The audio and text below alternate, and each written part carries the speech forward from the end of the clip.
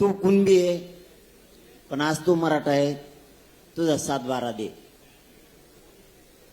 तुझा 7-12 दे. तो याकडे 7-12 नाही, तू कोणाच ते बटन रन करतो त्याचा शपथपत्र दे, तुला कुणबी प्रमाणपत्र देतो. बरोबर? हा, आपण जे म्हणता जरांगे पाटील साहेब, तेच अभिप्रेत त्याच्यामध्ये याच्यामध्ये तेच अभिप्रेत आहे. त्यामुळे अशी अडचण अजिबात नाहीये काही. आणि विखे पाटील साहेब म्हणते तेच हे मग याच्यात. बर, ही झाली एक बाजू. आता हेच करावं लागेल बरं का. पण तुम्हाला सुधारित आणखीन आदेश द्यायचे, त्या 1-2 दिवस तुमच्या हातात आहेत. पण मी लास्टचं सांगत आहे, गुंतवणूक करणं, येणं जाणं, लय मराठ्यांनी मुंबईत तुंबिली म्हणून वाटा लावणं, हे खूप मी बघितलं. जरी तुम्ही फसलं तरी मराठी कदारणार नाहीत. मराठी कदारणार का?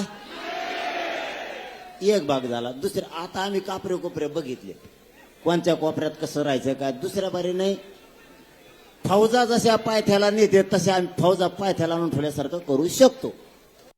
पण माझी तुम्हाला गप्पा रे, मला बोलून द्या. माझी विनंती, जर कदाचित काही अभ्यासकांचं म्हणणं असेल तर मान सन्मान त्यांचा म्हणून, त्यांनी जर आता अंमलबजावणी झाली, पोराय हो, आणि अभ्यासकांना सांगतो एवढं बी नव्हतं राव आपल्या हातात. मला लेकराला समजून घ्या यार, मी तुमचं वाटोळं होऊन असं नाही पाऊल उचलणार. मला आयुष्यात नाही कमायचं रे काही, मला तुम्हाला कमायचंय. माझ्या जागेवर दुसरा असता करोडो रुपयांत पद कमवून घरी बसला असता रे. जर चुकलंच तर विखे पाटील साहेबाला सांगतो, मला उद्या परवा अभ्यासक जर येऊन म्हणले की पाटील इथं इथं फसवणूक झाली, तर विखे पाटील साहेब एकच शब्द पाहिजे आम्हाला तुमच्या, त्याचा सुधारित एक GR काढा. नाही, मी जरांगे पाटील साहेबांना एवढं सांगू इच्छितो, अतिशय विचारपूर्वक ह्या सगळ्या प्रक्रिया आपण पूर्ण केलेल्या आहे GRच्या माध्यमातून. तरी त्याच्यामध्ये कधी शंका उपस्थित झाली,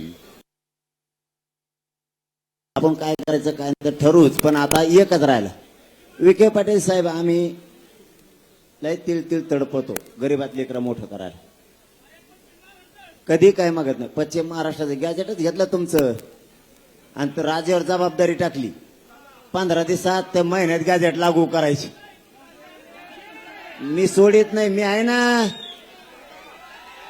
मला विदर्भ सारखा, नीट ऐक, मी प्रत्येकाचा प्रश्नाचं उत्तर देतो, म्हणजे कुणी देत नाही आजकाल. जाय तिकडे मग घरी, तुला शहाणा आहे म्हणून तो समाज माया माग आहे. मी पश्चिम महाराष्ट्र, विदर्भ, मराठवाडा, खानदेश कधी वेगळं बघत नाही. पुरा महाराष्ट्र मी एक बघतो, म्हणून समाज माझ्या मागे आहे. काय इकडे कोपऱ्यात बोल नका रे. म्हणून मी, माझा एक शेवटचा प्रश्न आहे फक्त, विखे पाटील साहेब, पैसे नको, पद नको, तुमचे वा करू आम्ही, चांगलं करा समाजात तुम्ही, आम्ही तुम्हाला डोक्यावर घेऊन नाचू सगळ्या, आम्हाला काय करत नाही. आणि ते सामान साहेबाला चांगला माहिती आहे आपला काचका कसं डोक्यावर घेऊन नाचतो आम्ही. एकदा शब्द दिले ना, डोक्यावरच घेऊन नाचत होत. नाही हलून देत म्हणलं की नाहीच हलून देत. तरी 2 फरार राहिले, 2 आले नाही. त्यांचे 2 मंत्री आले नाहीत, नाही तर त्यांना माहिती आपण शब्द दे माग. तसं तुम्ही तुमचं आयुष्यभर राजकारण करा, काय करायचं आम्हाला आरक्षणाशी मतलब. शब्द शेवट सांगू,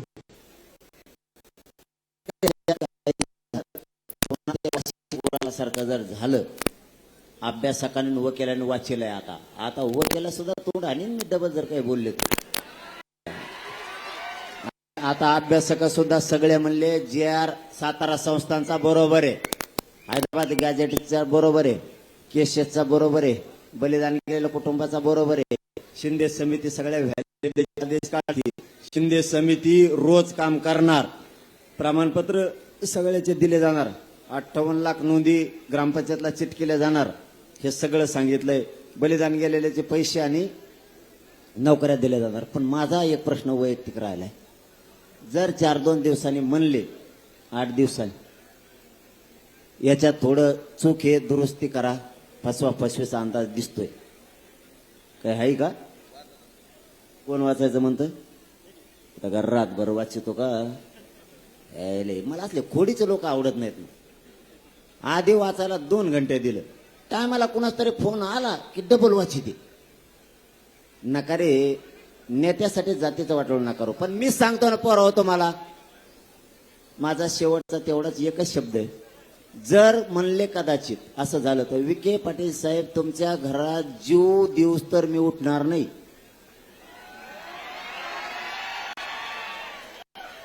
मराठा समाजाचं वाटलं नको. आता असं महानशीब चांगलं आहे, अशा मंत्र्यांनी जे आर काढला की माझ्या टप्प्यातच आहे. मुंबईला दिल्लीला जाऊन टुपकन उठायचं की अजून बसायचं. आणि पोरावर जरी फसवणूक झाली तर तुम्हाला सांगतो, आपण हळूहळू करून 3 करोड मराठा आरक्षणात झाले. आणि आता पश्चिम महाराष्ट्र आणि मराठवाडा सगळा आरक्षणात घातलाय आपण पुरा. जर काही राहिलंच तर मग आज शब्द आहे तुम्हाला, जीवा तोवर तुमच्यासाठी लढण गद्दारी करणार नाही. आणखीन काय पाहिजे तुम्हाला? हे फसिनारच आहेत, फसिलं तर फसू द्या. मी म्हणलं का आता लढत नाही. छत्रपती शिवराय वारंवार लढले म्हणून स्वराज्य निर्माण झालं. एकदाच लढले स्वराज्य निर्माण झालं का? मी वारंवार लढण होत असते. चूक एखादी तुमच्याकडून होती, एखादी माझ्याकडून होती. कळालं तुम्हाला? आता तुमच्याकडून एखादी चूक होती, एखादी माझ्याकडून पण होती, झाली चूक तर आम्ही विखे पाटील साहेबांच्या दारात जाऊन बसून त्यांना सांगू याच्या सुधारणा करा. या समितीला आदेश द्या, त्या कलेक्टरांना सांगा गॅजेटियरच्या नोंदीनुसार मराठ्यांचे प्रमाणपत्र वाटप सुरू करा. किती दिवसापासून सुरू होणे वाटप? आदेश किती दिवसात निघत असतो ते नाही मला माहिती. आता जी आर आपण आज केलाय, उद्या जी आर इश्यू होऊन जाईल. आता काढला मी जी आर, आता इश्यू होईल. आता मग उद्या पुढच्या 1-2 दिवसामध्ये मी सगळ्या जिल्हाधिकाऱ्यांना सगळ्या सूचना हे म्हणते 2 दिवसात प्रमाणपत्र वाटपाला सुरुवात होईल हैदराबाद गॅजेटनुसार. मी म्हणतो 8 दिवस. त्याला काय आहे की आता जी प्रक्रिया घालून दिलेली आहे त्या प्रक्रिया ती सुरू करून देऊ. ज्याला पाहिजे तो अर्ज जमला ना? जमलं ओके का? आता ओके म्हणू हा. मग आता काही अडचण नाही ना? जुने अभ्यासक पण आलेले आहेत. ओके ना? आता काही ताण नाही ना? ओके म्हणले ना? आता काही ताण नाही ना? हा, म्हणजे जुने सुद्धा ज्यांनी आयुष्य घातलं ते सुद्धा हा म्हणले. आता मी टेन्शन फ्री.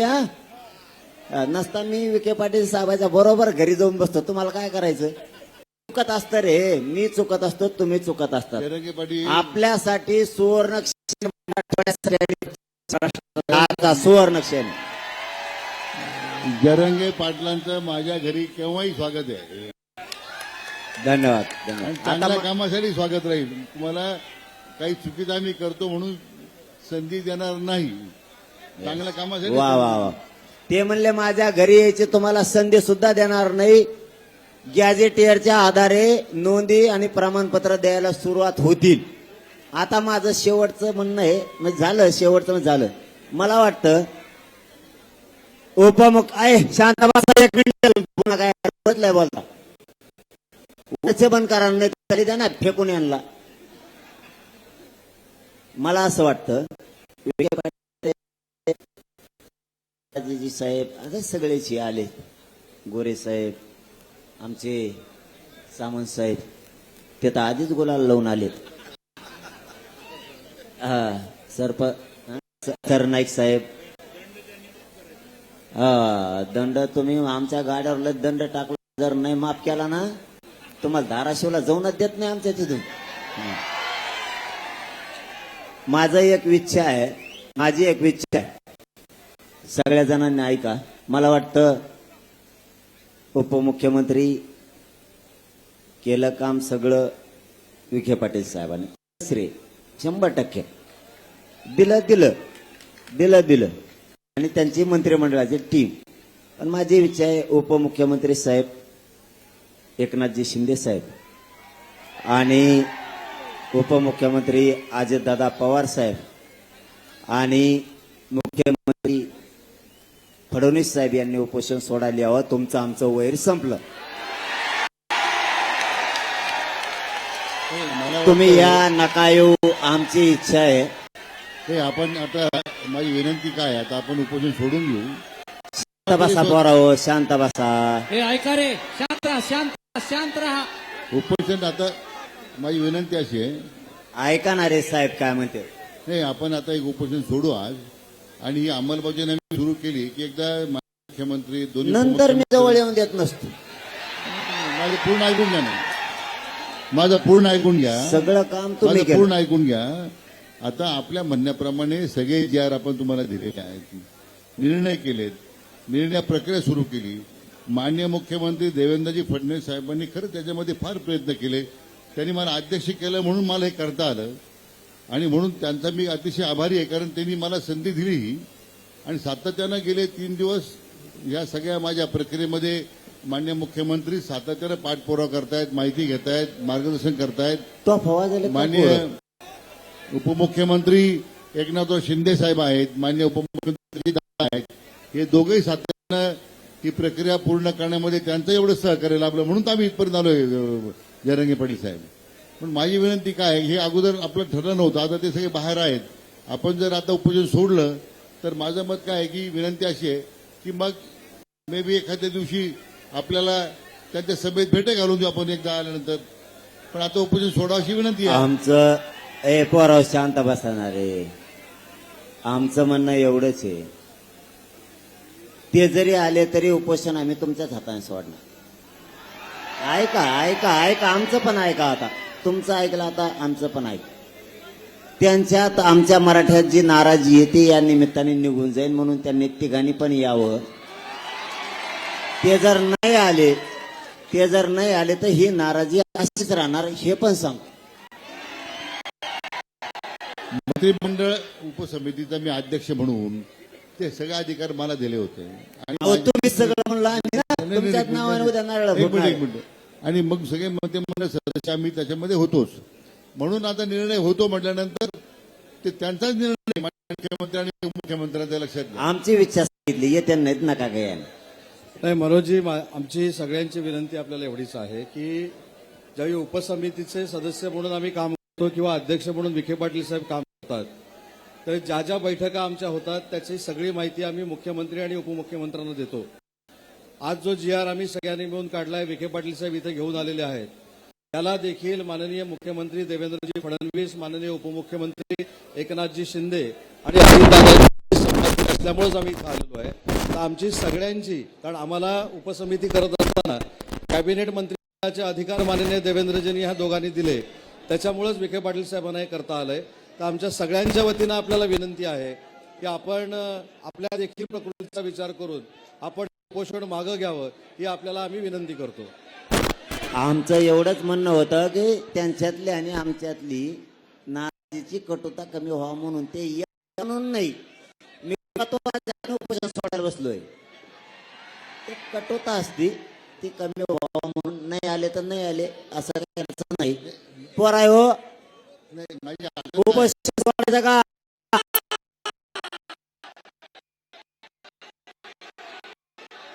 सोडायचं का? फोनवर नसतं बोलत मी.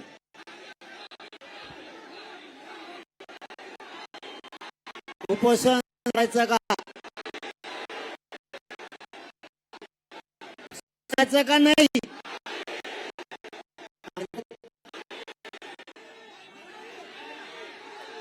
थांबा थांबा थांबा, शांत व्हा शांत व्हा. थांबा रे, थांबा. नाही,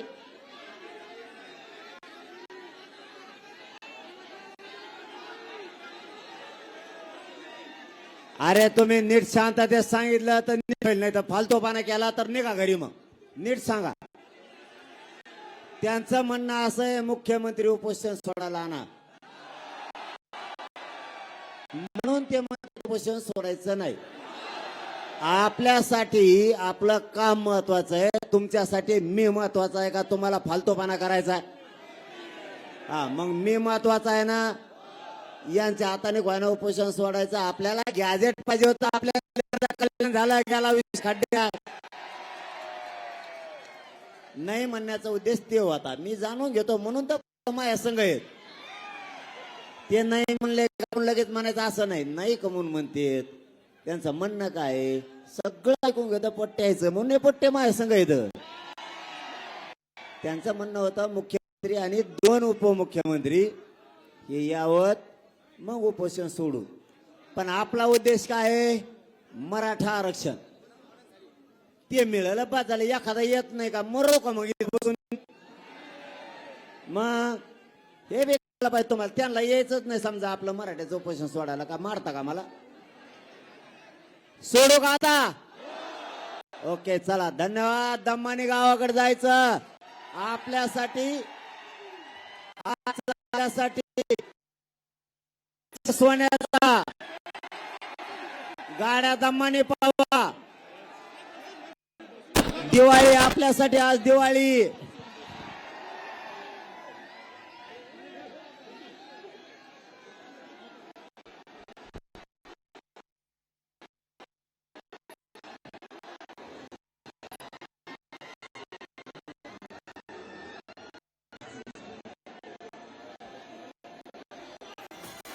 पोराओ, एक मिनिट थांबा रे, 1 मिनिट थांबा, 1 मिनिट. डीजे बंद करे. अरे डीजे बंद करा, 1 मिनिट राहिला.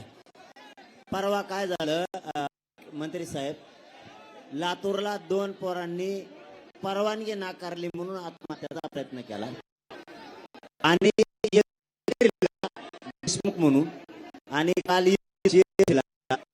2 पोरांचे